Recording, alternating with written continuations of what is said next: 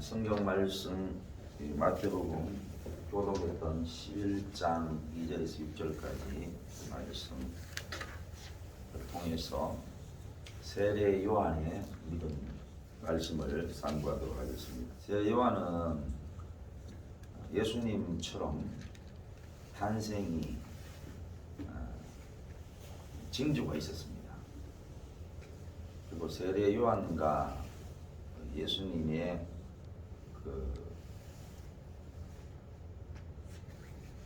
나이 차이라 그럴까요? 6개월이지 6개월 먼저 태어났습니다. 그죠? 여기에 보면은 누가복음 1장인데 이 아이여 네가 지극히 높으신 이의 선지자라 일컬음을 받고 주 앞에 앞서가서 그 길을 준비하여.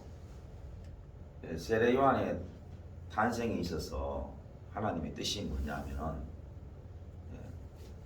주 앞에 앞서가서 그 길을 준비한다 그랬습니다. 주 앞에 가서 그 길을 준비하여 주의 백성이 그 제사함으로 말미암는 구원을 알게 한다. 이게 세례 요한의 탄생과 이 탄생을 기뻐하면서 세례 요한의 아버지가 하나님 앞에 노래한 겁니다. 뭐 우리 한국 같거나 아니면은 하나님이 없는 세계에서 자식이 없다가 자식을 얻게 되거나 또는 특별한 어떤 징조를 통해서 자식을 얻었을 때에 그 기쁨은 어떨까요? 그냥 자식의 탄생 그 자체가 기쁨이 되겠죠. 그래서 그 자식이 소위 말하면은 돌잔치 하면서 앞으로 어떤 쪽으로 이 아이가 능력을 발휘할까 뭐 이런 걸 알아보기 위해서 뭐 잡는 거 있잖아요. 그럼 뭘 잡는가? 돈을 잡는가? 아니면 뭐 다른 어떤 물건들을 잡는가? 뭐 이런 것들을 보면서 기뻐하죠. 그런데 성경은 분명합니다. 뭐 어떤 부분에서 분명하냐면은 이 세례 요한의 아버지가 찬양을 하는데 그 찬양이 하나님으로부터 와 닿은 확신, 그 확신과 찬양이 일치를 하고 무엇으로 기뻐하는지에 대한 내용이 분명하죠. 주 앞에 앞서가서 그 길을 준비하는 것, 이거에 대해서 찬양을 하고 그 다음에 그 내용이 또 더 구체적으로 들어가서 어떤 부분을 의미하는가? 주의 백성에게 그 제사함으로 말미암는 구원을 알게 한다. 그러니까 주의 백성에게 그 제사함으로 말미암는 구원. 뭐 그 당시에는 뭐 이야기해도 잘 모르지요. 잘 모릅니다. 예를 들어서 이런 거하고 비슷하죠. 옛날에 앞으로 있을 비행기에 대해서 설명을 한다고 쳐요. 비행기. 뭐 하늘에 뭐 날아다니는데 큰 굉음을 내면서 날아다닌다. 새보다 더 빠르다. 세상에 어떤 새보다도 더 빠른 존재다. 뭐 이렇게 아무리 설명해봐도 잘 안 닿는 것처럼 비행기를 보면은 태어나자마자 지금의 아이들은 비행기 소리 나면 하늘 보면 비행기가 매일 날아다니니까 비행기의 실제에 대해서 너무 잘 아는 거지. 그러나 그때 아무리 설명해도 잘 모르잖아요. 뭐 그런 것처럼 주의 이 백성에게 그 제사함으로 말미암는 구원, 이게 우리가 이루어지고 나니까 예수님으로 말미암아 제사함 받는 구원을 말씀하는 거구나. 이 일을 위해서 주의 앞에 서서 길을 준비한다. 이렇게 성경은 분명하게 말씀을 하고 있고, 또 이 사실을, 이 주의 뜻에 대한 확신을 가지고 그 아버지는 이렇게 하나님 앞에 찬양을 했다 이 말입니다. 이는 우리 하나님의 긍휼로 인함이라. 이로써 돋는 해가 위로부터 우리에게 임하여 어둠과 죽음의 그늘에 앉은 자에게 비치고 우리 발을 건강의 길로 인도하신다. 이제는 우리가 보니까 너무나 분명하게 그 내용이 어떤 내용인지 알 수 있게 되는 거죠. 우리 하나님의 긍휼로 주의 백성에게 제4함으로 말미암는 구원이 이루어진다. 또 어둠과 죽음의 그늘에 앉은 자들에게 이러한 하나님의 은혜가 나타난다. 이 말씀인 거죠. 그래서 세례 요한이 이러한 일을 위해서 하나님의 섭리 가운데에 보내심을 입고, 그러고 6개월 뒤에 예수님이 또 탄생을 하게 됩니다.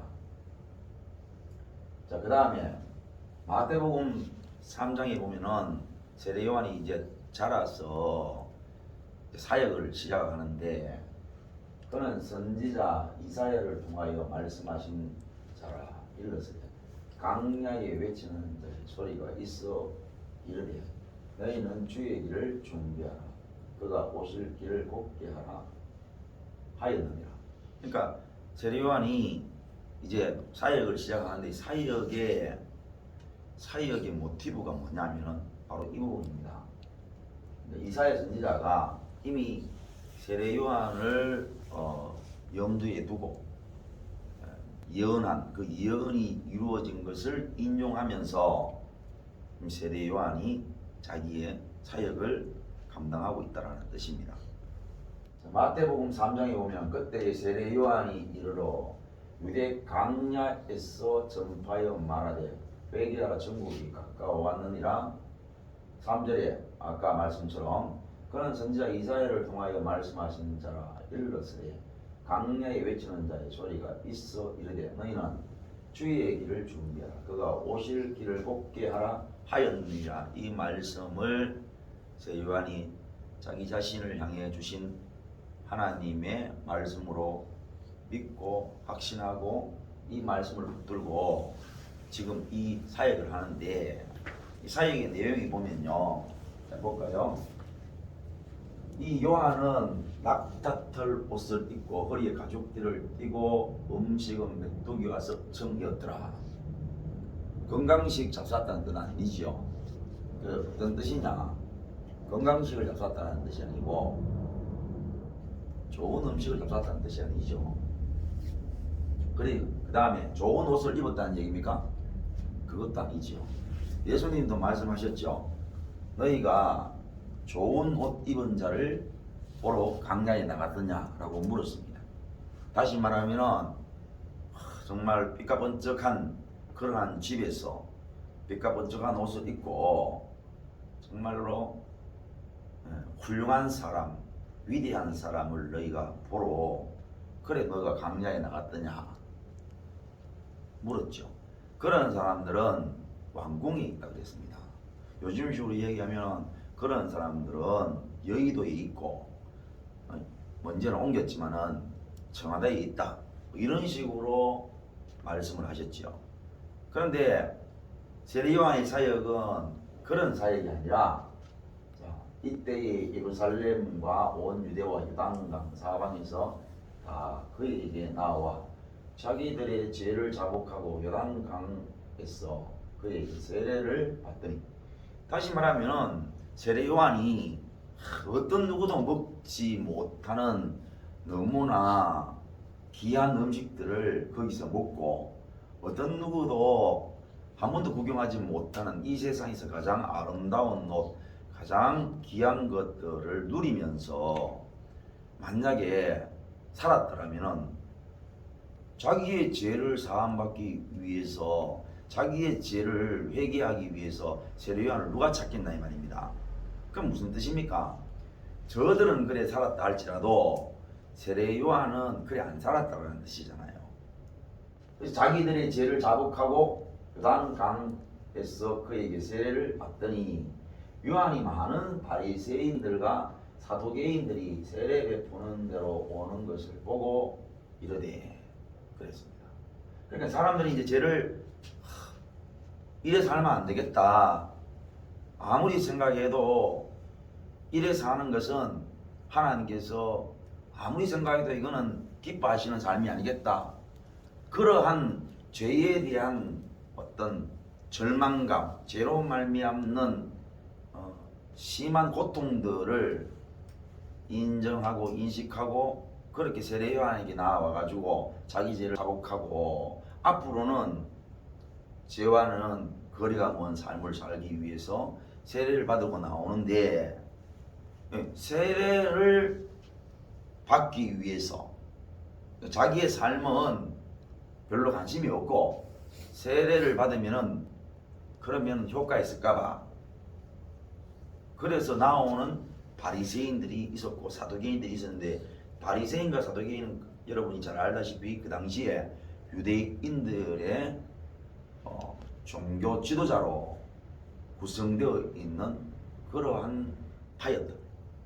이들이 딴 데는 관심이 없고 세례 받으면은 자기의 죄가 사해질까봐 그래 막 나온다 이 말이죠. 그래서 뭐라고 얘기하느냐? 독사의 자식들아, 누가 너희를 가르쳐 임박한 진노를 피하라 하느냐. 그러니까 대부분 딱 알아본 거죠. 다시 말하면은 너가 여기 나와가지고 내한테 세례 받으면은 하나님의 죄인을 향한 진노가 없어질 줄 아느냐. 그러면서 강력하게 진노의 말씀을 전파했다 이 말입니다. 자, 그러므로 회개에 합당한 열매를 맺고 속으로 아브라함이 우리 조상이라고 생각하지 말라. 내가 너희에게 이르노니 하나님이 능히 이 돌들로도 아브라함의 자손이 되게 하시리라. 그럼 뭐 이거는 예수님도 그래 말씀하셨지만은 그들이 마음에 우리는 아브라함의 자손이고 또 그거다가 뭐 세례 받으면 백성들이 다 세례 요한을 그렇게 위대하게 생각하니 나아가지고 세례 받아가지고 나쁠 게 없고 소위 말하면 종교적으로 많은 것들을 뒤집었으면 문제될 게 없는 거죠. 마치 세상 사람들 대단히 마음 넓은 사람들 절대로 하나님 욕하고 예수님 욕 안 해요. 그래서 다 믿어줘요. 부처님도 믿고 마호메도 믿고 예수님도 믿고 다 믿어요. 그런 것처럼 종교적으로 이것저것 하나 둘 뭐 더 걸쳐가 나쁠 게 없잖아요. 그런 식으로 이들이 세례 요한에게 나왔다 이 말입니다.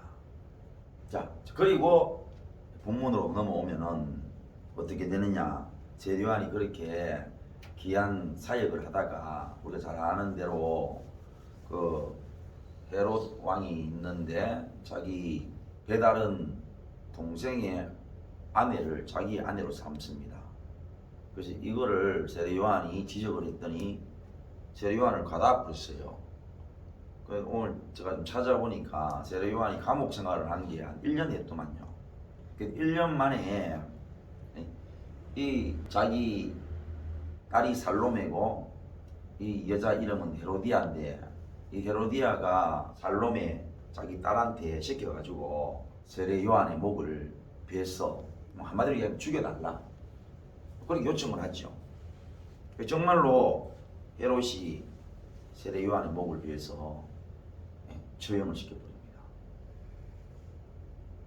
세례 요한이 이 사실을 미리 짐작을 했던 것 같아요.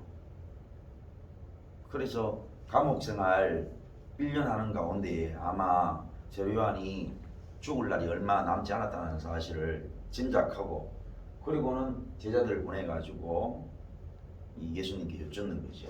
뭐라고 여쭙습니까? 오실 그이가 당신이십니까? 예수께 여짜오되 오실 그이가 당신이십니까? 우리가 다른 일을 기다리겠습니까? 지금 제가 지금까지 예수님을 저분이 바로 세상 죄를 짊어지고 가시는 하나님의 아들, 하나님의 어린 양이시다. 이렇게 내가 증거를 했는데 그분이 당신이십니까? 아니면 우리가 또 다른 분을 기다려야 되겠습니까? 하고 여쭈었습니다. 아무리 봐도 세례 요한의 마음이 믿음이 흔들리고 있는 부분은 분명히 있는 것 같아요. 예수께서 대답하여 이르시되 너희가 가서 듣고 보는 것을 요한에게 알리되 맹인이 보며 못 걷는 사람이 걸으며 나병한 자가 깨끗함을 받으며 못 듣는 자가 들으며 죽은 자가 살아나며 가난한 자에게 복음이 전파된다 그래라 그랬습니다. 그러니까 저게 얼마나 놀라운 일이냐면요. 지난주에도 제가 설명드렸던 것처럼 세상에는 참 희한한 게 세상에는 저런 일이 있을 수가 없어요. 그러니까 창세 이후에 저런 일이 없었잖아. 예수님 오시기 전에 창세 이후에 저런 일이 없었어요. 그럼 항상 세상에는 어떤 일이 있느냐? 항상 내가 어떤 위치에 섰죠? 그럼 반드시 어떤 사람이 그 위치에서 떨어졌습니다. 쉽게 얘기할게요. 제가 대통령이 되면은 어떤 누군가는 대통령이 못 돼요. 제가 살아남으면 어떤 사람은 죽어야 됩니다. 그게 세상이죠. 제가 돈을 벌면 어떤 누구는 돈을 잃어야 돼요. 그런데도 세상은요 그걸 받아들인다 이 말입니다. 어떻게 받아들이냐? 놀랍게 받아들여요. 놀랍게. 자, 제가 정치를 했는데 제가 대통령이 됐어요. 얼마나 놀라운 일입니까? 놀랍게 받아들인단 말입니다. 제가 돈이 없는데 돈을 벌었어요. 놀랍게 여겨요. 그러니까 인간은 반드시 이상한 건데도 결코 놀랍지도 않는데도 놀라워한다 이 말입니다. 조선시대에 자기가 왕권을 지키기 위해서 자기 아들을 죽입니다. 자기 마누라를 버립니다. 또 심지어 자기 아버지도 죽이기도 하고 또 배신을 때리고 경쟁하는 막 죽입니다. 이유가 뭡니까? 이유는 자기의 자리를 지키기 위해서 그러시죠. 그런데 역사가 어떻게 기록을 하느냐? 역사 우리가 봤잖아요. 그래 했는데도 불구하고 우리에게 영원히 역사적으로 남을 만한 사람으로 기억을 하죠. 그래서 그것도 더 훌륭한 사람을 조라 그러고, 예를 들어서 세조, 태조, 인조 이렇게 막 우리가 역사를 그렇게 받아들이고 있지 않습니까?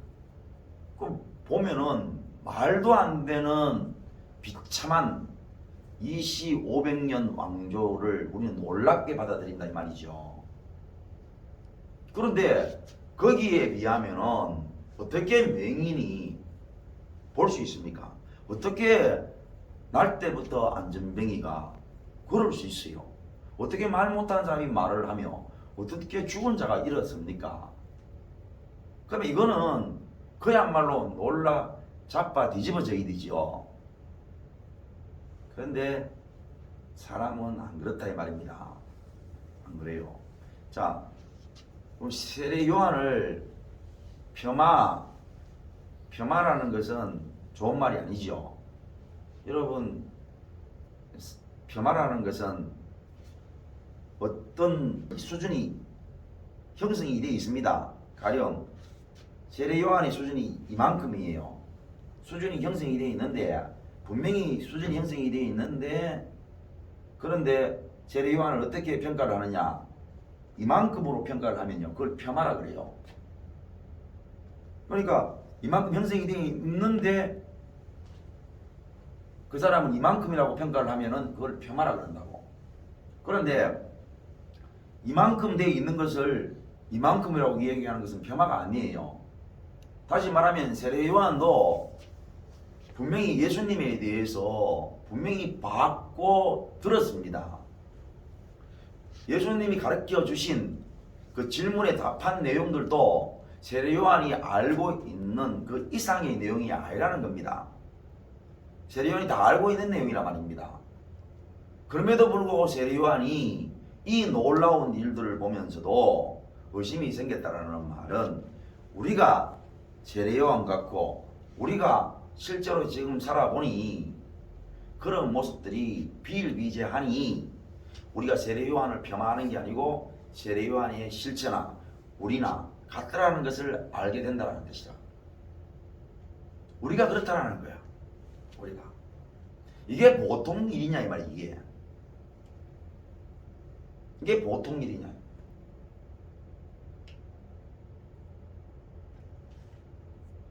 그 조선의 역사를 보면은 정통으로 알고 있는 역사가 있고 또 야사가 있죠. 야사가.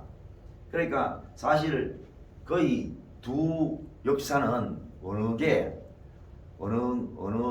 것이 진실인지 잘 모를 때가 있습니다. 그냥 병들어 죽었다 하는 사람이 있고 독살당했다 하는 사람이 있으니까 어느 게 맞는지 모르죠. 그런데 많은 이제 근거들을 가지고 이렇게 하면은 물론 병들어 죽을 수도 있겠지만은 독살되었다라는 그러한 부분들도 상당히 많죠. 그럼 적어도 뭐냐? 적어도 우리가 알고 있는 것이나 추측하고 있는 것들을 아무리 객관적으로 봐도 그 이시조선 500년은 지금도 마찬가지지만 얼마나 입에 담지 못할 그런 역사이냐 이 말이죠. 그거는 뭐 자타 다 공인하잖아요. 다 인정한다 이 말입니다. 그런데도 불구하고 뭡니까? 우리는 그러한 조선시대를 받아들이고 인정하고 위대하다 그러고 뭐 합니다.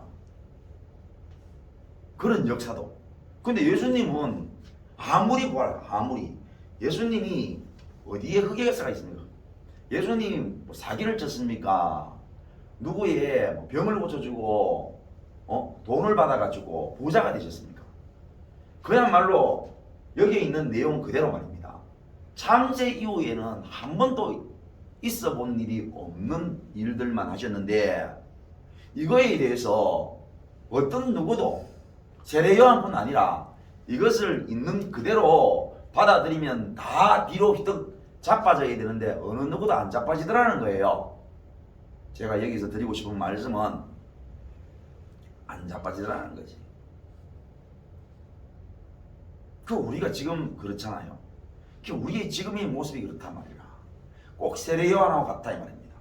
그래 이 지내보면은 하나님이 자기한테 잘해주시는 것들이 얼마나 많은데 그 하나님이 잘해주시는 것들에 대해서는 하나도 놀라워하지 않는, 놀랍지 않는 일들이 너무나 신기한 거야. 놀랍죠. 그것만 되어도 우리 오늘 설교는요 성공입니다. 세례 요한의 마음을 대본에 우리가 받아들일 수 있고 인정할 수 있으므로 예수님이 세례 요한에게 주시고자 하는 이 말씀 뒤에 숨어져 있는 그 인간 본연 속에 그 본연을 아시고 또 주시려고 하는 그 은혜를 우리 대본에 간파할 수 있다는 말입니다. 우리는 한마디로 얘기하면은 하나님의 은혜를 죽었다 깨어나도 매일매일 죽었다 깨어나도 몰라요. 세례 요한은 자기가 얼마나 충만했냐니까 자기가 강야로 나와가지고 많은 사람들이 강야로 나오게 할 수 있을 정도의 그런 확신을 가지고 사역을 했고 그 결과 많은 사람들이 나와서 자복하고 그들에게 세례를 베푸고 심지어는 예수님에게도 세례를 베풀 정도로 그만큼 확신에 찬 사역을 했어요. 그러나 역시 세례 요한은 세례 요한입니다. 사람이었다 이 말입니다. 결국 자기가 힘든 상황에 놓이니까 불안이 찾아오고 안 믿어진 거죠. 그러나 세례 요한이 왜 있습니까? 이 제자들의 이야기를 듣고 세례 요한은 실족하지 않았습니다. 다리만 덮치지 않으면 돼요. 다리만. 아까 이지조선 얘기했지만은 그때에 파들이 지금도 파가 많지만은 그때도 얼마나 노론 소론 그죠? 남인 북인 그 다음에 서인 동인에서 갈라져 가지고 그죠? 서인은 남인 북인 또 동인에서는 노론 소론 이렇게 갈라져 가지고 어디에 서느냐에 따라서 어떤 왕이 될 사람이 제거가 되거나 어떤 왕이 제거가 됐구만요. 여기 몰살이라 몰살. 한쪽 게 다 죽어요. 이게 어려운 말입니까? 지금도 마찬가지잖아. 지금도 봐요. 만약에 정권 못 잡으면요. 우리 야당 입장에서 봐요 지금. 야당 입장에서 보면 완전 야당 말살입니다. 모든 공권력, 모든 검찰을 통해 가지고 왜 합니까? 그냥 속대밭을 만들어 버려. 그게 전 정권에 문재인 정권에 했습니까? 완전히 그냥 그 당시에 보수를 완전히 그냥 적폐수사를 해가지고 어마어마한 사람을 집어넣었어요. 그러니까 그들이 알기 때문에 정권 못 잡으면 끝나는 거야. 다시 말하면 그들은 목숨을 걸어야 돼요. 목숨을. 불안전한 이거 뭐래 쿠데타를 일으켰는데 만약에 못 일으켜가 성공 못하면 다 죽어요. 그리고 못 막으면 내가 죽으면요 내 밑에 있는 사람 다 죽어요. 그래서 이시조선을 보라니까 어떻게 이시조선들이 멸망해 가는 것들을. 그 세상은 그럼에도 불구하고 뭡니까? 정말로 목숨을 걸고 정신을 바짝 차리고 심지어는 목숨을 걸어놓고 그렇게 잘 디디려고 합니다. 근데 예수님은 뭐냐면은 나로 말미암아 실족만 안 해도 복이 있다고 그랬어요. 실족만 안 해도. 누구든지 나로 말미암아 실족하지 아니하는 자 복이. 예수님 앞에 실족할 일이 뭐냐. 만약에 예수님이 하시는 말씀이 내가 이번에 예루살렘에 올라가가지고 내가 헤롯을 한번 제거를 해보는데 제거 못하면은 안 되는 거야.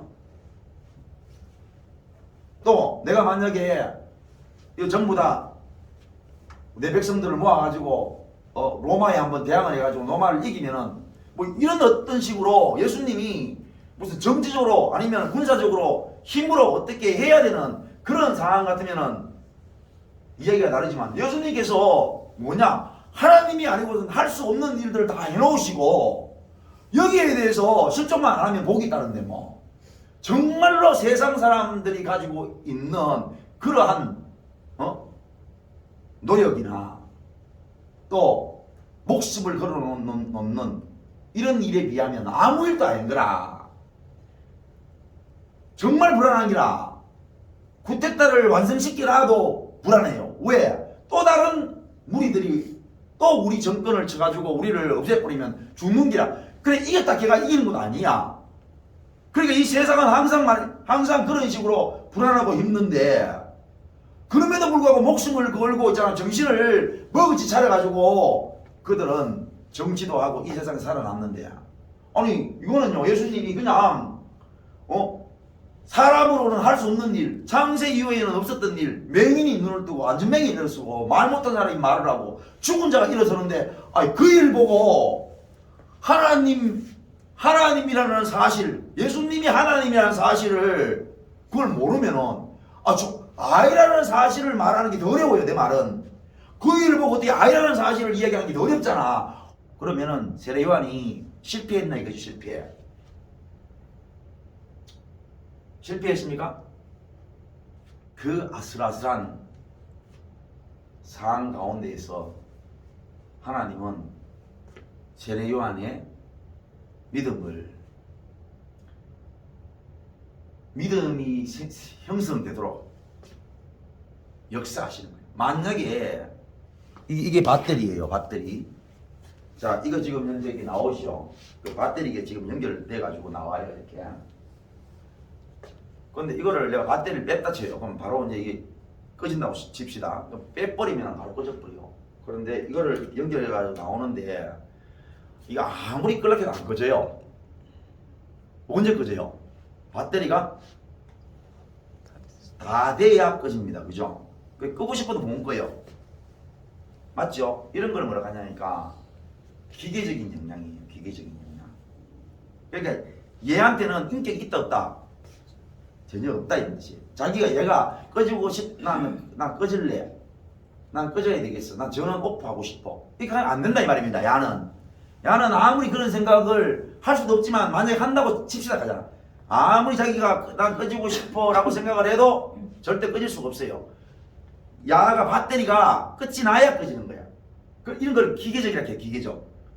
우리를 하나님이 어떻게 창조하셨냐니까 우리를 기계적으로 안 만드셨다는, 기계로 안 만들, 로봇으로 안 만들었다는 거죠. 예를 들어서 우리 로봇을 만들었으면 믿음이라는 단추를 딱 눌렀어요.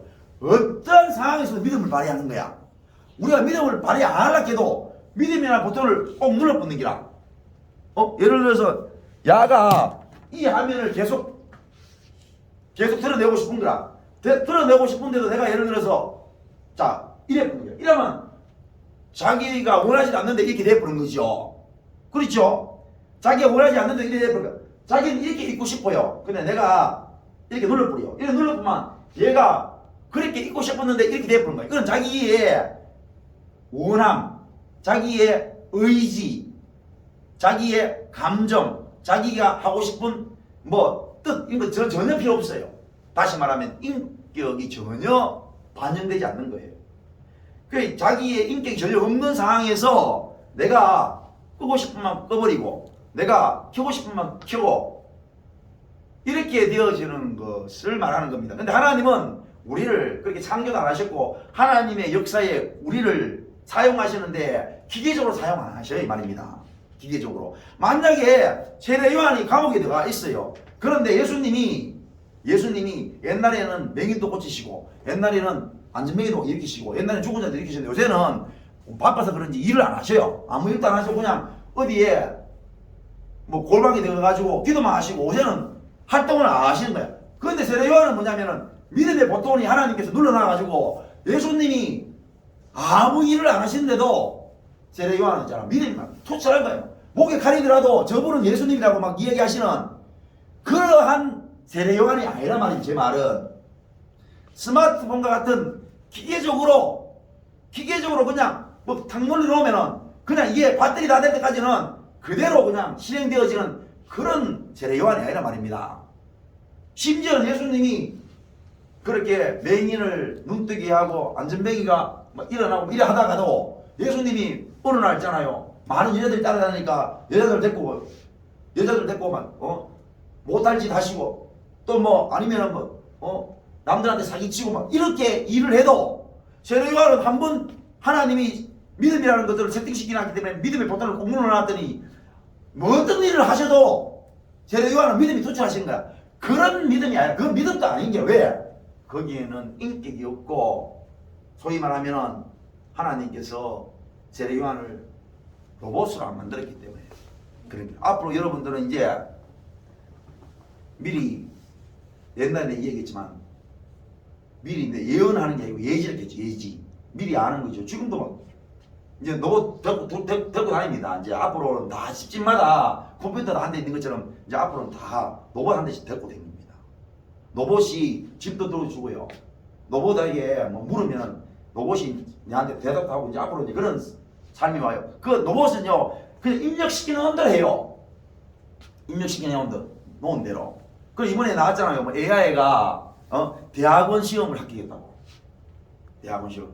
입력만 시켜놨는데 그 입력이 그 안에서 여러 가지로 지식적으로 이렇게 자기가 굴려가지고 시험을 쳤는데 전부 다 C+ 이렇게 나왔다. C+. 합격했습니다. 앞으로 C+만 나오겠어요? A+ 나오지 이제는. 그래도 뭔가 인간이 심어놨는 겁니다. 걔는 심어놓은 대로 해요. 근데 하나님이 우리 인간을 창조하신 것은 인격적으로 창조하신 거야. 저런 모습을 보고도 불안해가지고 예수님께 물을 수밖에 없는 존재였지만 그 정말로 마치 줄타는 사람이 외줄에서 자칫 잘못하면 넘어질 수밖에 없는, 떨어질 수밖에 없는 그런 상황임에도 불구하고 하나님이 그런 낯선 가운데에서도 실족하지 않을 수 있는 그런 믿음을 주셔가지고 끝까지 자기 사역을 감당할 수 있는, 이것이 뭐냐? 하나님이 우리를 사용하시는 방법이야. 우리 생각에는 나 같으면 지금 말입니다, 여러분들 이런 모습을 보고 그냥 안 하고 싶은 마음이 정말로 많아요. 해도 끝이 없는 것 같고, 정말로 하루에도 수십 번 그런 생각을 하고, 내가 내 자신을 생각해도 마치 외줄에게 올라가 있는 것 같아요.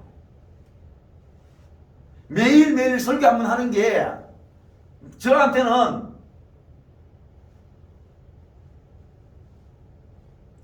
정말 마지막인 것 같아요. 믿음이라는 말은요, 충만할 때 마치 보탄을 누르면 지금 배터리가 연결해서 배터리 충만해요. 이럴 때 믿음이라는 말을 쓸 수가 없어요. 믿음이라는 말은 언제 쓰느냐? 이렇게 외줄에 올라가는 것처럼 말입니다. 외줄에. 그러니까 자기가 봤을 때는 예수님이 맹인을 고치시고 안전뱅이를 일으키시고 죽은 자를 일으키시지만 자기가 봤을 때는 아는 것 같은 거야. 그럼에도 불구하고 아는 것 같은데도 불구하고 실족하지 않을 수 있는, 그것은 어디서 오느냐? 하나님으로부터 와야 되는 거야. 자기가 휘청휘청하지 않는데 하나님이 믿음을 줄 이유 없지요. 내가 아예 기계로 자르겨 여기에 충만해가지고 배터리가 가득 찼어요. 하나님이 믿음이나 보도를 딱 눌러놨어요. 하나님이 더 이상 붙을 필요가 없지. 그냥 나는 그게 배터리 닫을 때까지 그냥 믿음으로 계속 살아가는데 뭐. 예수님이 무슨 짓을 하든 간에 예수님에 대해서 강력하게 그 믿음을 발휘하는데 뭐. 그런데 아니잖아요. 사람은 그런 게 아니란 말입니다. 사람은 인격적으로 만들어놨기 때문에, 죄인이기 때문에 흔들리는 거야. 그런 모습을 보고 막 흔들려요. 그때에 하나님이 참으시는 거야. 그 우리에게 필요한 것은 뭐냐? 죄인에게 필요한 것은 뭐냐? 인정인 거야. 맞습니다. 내가 흔들렸습니다. 맞습니다. 내가 이렇게 내 모습을 계속 보고 봐도 이렇게 못되는, 이렇게 악한, 이렇게 더러운 내 인생인 것을 내가 부인할 수 없음에도 불구하고, 이 모습 보고도 내가 하나님 앞에 할 말이 있고, 이 모습 보고도 내가 아직도 아니라고 얘기할 수 있는 내 모습이 너무나 놀라운 거야. 이런 모습 보면 나는 도저히 하나님의 사람으로, 하나님의 백성으로 천국 갈 수 있는 그런 사람이 못 될 것 같은 게야. 그렇게 마치 외줄을 탄 사람처럼 흔들리지만은 하나님이 그렇게 자신을 인정하는 정직한 자를 하나님은 믿음 주셔서 인도해 가신다. 그래서 오늘 우리는 이런 자기의 모습, 지적받은 자기의 모습이 하나님 앞에 감사로 받아요. 세례 요한이 그 감옥에서, 나는 세례 요한이 안 돼봤기 때문에 모르지만 그랬을 것 같아요. 내 혼자 생각이 있잖아요. 세례 요한이 참 그랬을 것 같은 게라. 예수님께 보냈는데 제자들이 돌아가서 예수님이 하시는 말씀이요, 가서 얘기해라. 맹인이 보면, 안전뱅이가 일어서면, 말 못한 사람이 말을 하면, 죽은 자가 일어나면 가난한 자에게 복음이 전파된다 그래라. 자기가 알고 있는 내용이거든. 그런데 정말로 이 일이, 이게 바로 메시아의심을 드러내는 것이고, 이게 바로 하나님의 아들이심을 드러내는데, 내가 이 사실 다 알고 있으면서도 내가 흔들렸습니다. 그래서 예수님의 말씀에 나로 말미암아 실족하지 않는 자, 당연히 믿을 수밖에 없는 기고 당연히 믿는 것이 합당한 것인데도 불구하고 내가 실족할 뻔했습니다. 그렇게 하면서 하나님 앞에 자기의 그런 모습을 인정하면서 하나님 앞에 은혜를 안 받았겠어요. 저는 그렇게 해석하고 싶어요. 오늘 우리의 모습을 봐도 그래요. 자, 이제 뭐 더 하나님 앞에 하이 그게 아니고 뭐 내가 할 말이 있고 뭐 내가 그래도 하나님 앞에 그 하나님이 너무 오해하신 것이고 하나님이 너무 바깥으로 나가신 것이고 뭐 내가 아직도 하나님 앞에 설명할 게 있고 내 입장을 잘 몰라서 그렇고 뭐 이런 얘기 하실 게 있나 이거죠. 아무리 봐도 내가 하나님 앞에 내 모습은 더 이상 더 더러울 수 없고 더 이상 더 추잡을 수 없고 더 이상 더 악할 수가 없는 거예요. 이렇게 드러났음에도 불구하고 나는 이 모습을 더럽다 생각하지 못하고 악하다 생각하지 못하며 다른 뭔가를 더 보여달라는 식으로 다른 뭔가를 더 봐야만이 내가 죄인 것을 알 수 있다는 식으로 우리는 하나님 앞에 극하고 있는지도 몰라. 그러나 오늘 세례 요한이 예수님 만나 뵙고 전해준 말씀처럼 여러분이 더 나은 것, 더 확실한 증거를 찾고 있지만 여러분이 듣는 거는 여러분 마라 하는 행동 마라. 얼마나 더 더러워야 더럽다 하겠노? 얼마나 더 악해야 악하다 하겠노?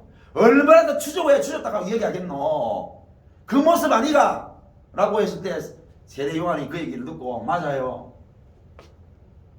예수님 하나님 안 되심 아니 날 때부터 맹인을 고치시고 날 때부터 안전맹이가 일어서고 날 때부터 벙어리가 말을 하는데 아니 죽은 자가 일어나는데 아니 가난한 자에게 복음이 전파되는데 뭘 내가 더 원해야 됩니까? 저에게 믿음이 부족한 것을 제가 인정합니다. 제가 예수님으로 말미암아 실족할 뻔했습니다. 하고 인정하는 그 인정이야말로 세례 요한이 믿음으로 자기의 사역을 감당할 수 있는 진정한 믿음의 고백이고 정직의 고백이에요. 오늘 여러분들이 하나님 앞에 더 그런 거 가지고 더 칼 일이 아니라 자신을 잘 돌아보면요 골 때린다는 사실 더 앞으로 하나님 앞에 더 악한 모습 안 드러내도 이 정도만 가지고도 충분히 알 수 있는 하나님 앞에 나의 모습 임을 여러분이 정직하게 고백할 때에 하나님은 여러분에게 은혜를 주신다 이 말이에요.